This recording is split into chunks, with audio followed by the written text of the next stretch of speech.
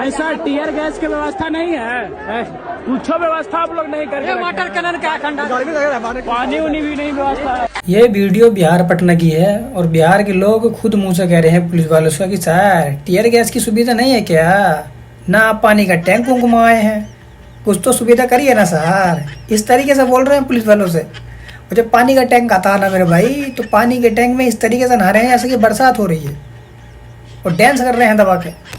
बताओ, इनको कोई डर खौफ नहीं है यार। और उधर जंतर मंतर पे पुलिस स्टूडेंट को ऐसा मार रही है जैसे जानवर को मारा जाता। और इधर के बिहार की जनता खुद पुलिस से कह रही है कि सर कुछ सुविधा उविधा करी है क्या आपने, कुछ तो करिए ना सर। बताओ यार, इनको कोई डर नहीं है भाई बिल्कुल भी।